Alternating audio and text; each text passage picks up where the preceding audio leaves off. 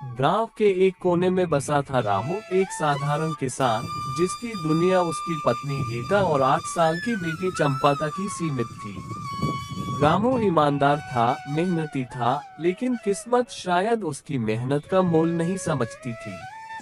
हर साल की तरह इस साल भी बारिश ने धोखा दे दिया। खेत सूखे पड़े थे और कर्जदारों का दबाव बढ़ता जा रहा था।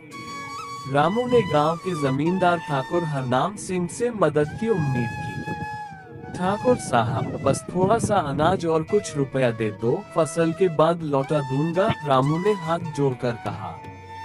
ठाकुर ने हंसते हुए कहा, ठीक है रामू, लेकिन इस बार अपनी जमीन के कागज गिरवी रखने होंगे। रामू मजबूर था, उसने अपनी पुश्तैनी जमीन के कागज दे दिए। समय बीता, लेकिन फसल फिर खराब हुई।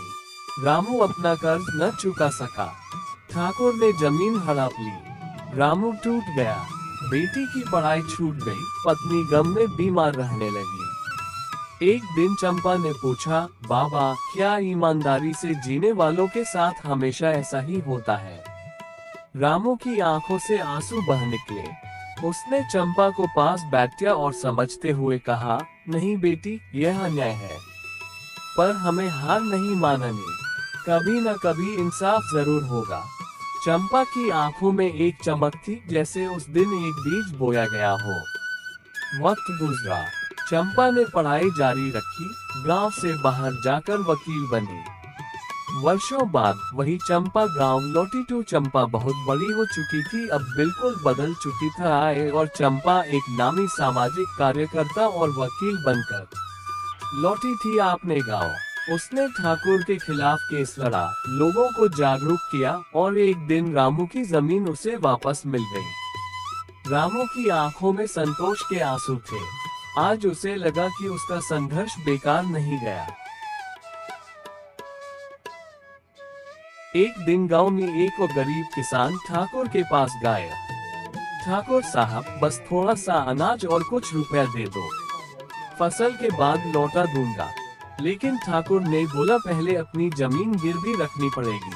किसान बोला, मेरी जमीन, मेरी पुश्तैनी जमीन, ये मुझसे मत छीनो। लेकिन ठाकुर ने नी मनी और रख लिया उसकी जमीन। कुछ दिन निकले जब किसान अपनी जमीन लेने ठाकुर के पास गया तो उसने देने से माना कर दिया। अब किसान बहुत परेशान था। उसने सोचा, क्यों न चंपा बिटिया से मदद लूं। किसान चंपा के घर की ओर चल पड़ा। उसने जेक चंपा को सब कुछ बताया। तभी पीछे से चंपा के बाबा बोले, बेटी, हमें हार नहीं माननी चाहिए, अन्याय के खिलाफ आवाज उठानी पड़ेगी। चंपा ने भी हाँ कर दी।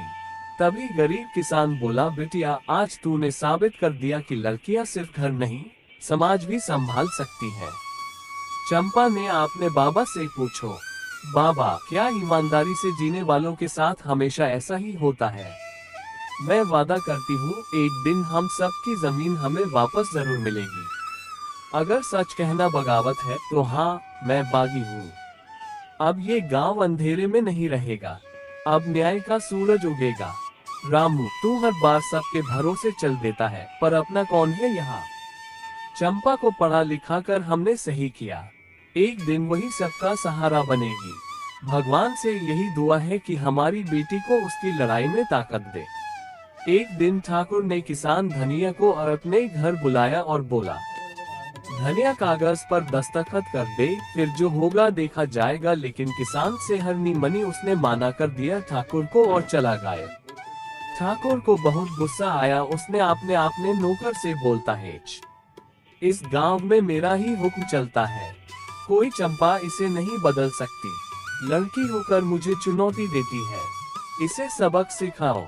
गांव में कुछ बहादुर दट्टू कुछ डरने बेल। ठाकुर से अन्न से एक औरत बोली, ठाकुर से कोई नहीं जीत सका आज तक। और दूसरी टाफ से आवाज आई, चंपा है हमारे साथ, इस बार ठाकुर की हर होगी भगवान। चंपा जैसी बेटी हर गांव में होनी चाहिए, हम भी उसके साथ हैं। अब चुप नहीं बैठेंगे। चंपा, मैंने देखा है कि अन्याय कैसे जीवन को निगल जाता है, अब मैं और नहीं सहूंगी। न्याय सिर्फ अदालतों में नहीं, लोगों की आवाज में भी होना चाहिए। ये सिर्फ मेरी लड़ाई नहीं है, ये हर उस इंसान की लड़ाई है जो डर के साए में जी रहा है। मैंने सिस्टम को समझा है, अब इसे बदलने का वक्त है।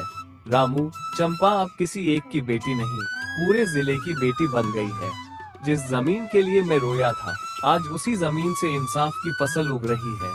अगर मेरी बेटी जेल गई तो हम सब जेल जाएंगे, क्योंकि वो हम सबकी आवाज है। गीता, पहले मैं डरती थी, अब मुझे अपनी बेटी पर नाज है। चंपा को जेल में डालोगे तो सारी माएं सड़क पर उतरेगी। बेटियां अब आंचल में नहीं, बदलाव की मशाल लिए चल रही है। उधर दूसरी अफवाह, ठाकुर हरनाम सिंह, मुझे हराया नहीं जा सकता। ये लड़की भूल गई है कि ठाकुर कौन है।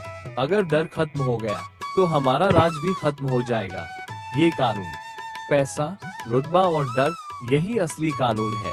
गांव वाले, हम चंपा बिटिया के साथ हैं। ये कोई एक केस नहीं, ये सोच की लड़ाई है। अब ना जमींदारी चलेगी, ना राजनीति का जोर, अब चलेगा जनता का न्याय। पर्दा खुलता है, चंपा जिले भर में आंदोलन का नेतृत्व कर रही है। अब वक्त है कि हम सिर्फ ठाकुरों के खिलाफ नहीं, हर उस व्यवस्था के खिलाफ खड़े हो जो हमें चुप कराना चाहती है। हम न्याय के लिए खड़े हैं और पीछे नहीं हटेंगे। गांव वाले एक स्वर में, हम तुम्हारे साथ हैं चंपा दीदी। ठाकुर गुस्से में, अब ये लड़की सिर्फ ठाकुरों को नहीं, पूरे सिस्टम को चुनौती दे रही है। हमें इसे रोकना होगा, किसी भी कीमत पर। नौकर बोला, इस बार उसका एनजीओ बंद करवा देंगे, ऊपर से दबाव डलवाते हैं। धनिया चंपा से, बेटी इस लड़ाई में तू अकेली नहीं है। मैं, तेरी माँ और ये पूरा गांव तेरे पीछे खड़ा है। बाबा, ये सिर्फ हमारे गांव की लड़ाई नहीं रही, अब हर बेबस की आवाज हमें बननी है। चंपा ने अवैध रैली की, सरकारी संपत्ति को नुकसान पहुंचाया और भीड़ को भड़काया। अगर संविधान के अधिकारों की मांग करना भड़काना है तो हाँ, मैं दोषी हूँ।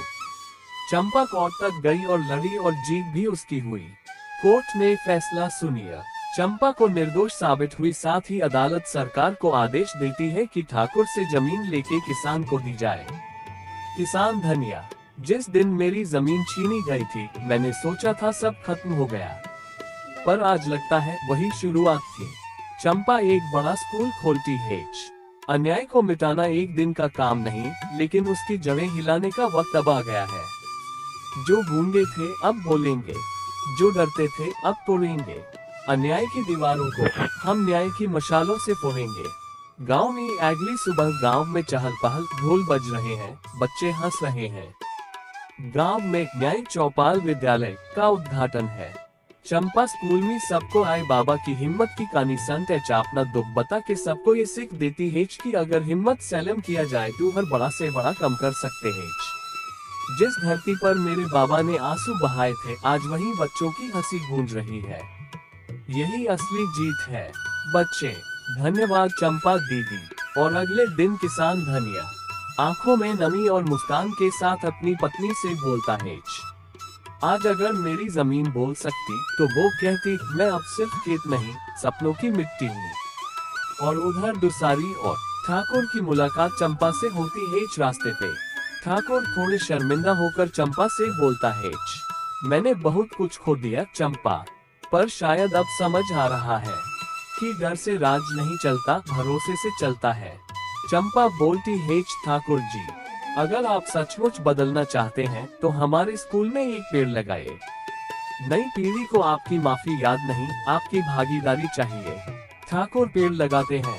गीता बोलती है, बेटी पहले मैं तुझे दूर भेजने से डरती थी, आज तेरी उड़ान देखकर लगता है हर माँ को ऐसा भरोसा चाहिए। माँ, तुम्हारी ममता ही मेरी ताकत है। तूने ही मुझे सिखा दिया था, सहन करना कमजोरी नहीं, समझदारी होती है। तभी दूसरे गांव के लोग एच और चंपा से बोलते हैं, अब हमारे गांव की बेटियां सिर्फ ब्याह नहीं, भविष्य भी बनेंगी। हम अपने गांव को मॉडल पंचायत बनाएंगे, जहां ना भ्रष्टाचार होगा, ना भेदभाव और चले जाते हैं। गांव में आप सब बहुत खुश रहने लगे। सब एक पेड़ के नीचे बैठे हैं, हंसी मजाक चल रहा है।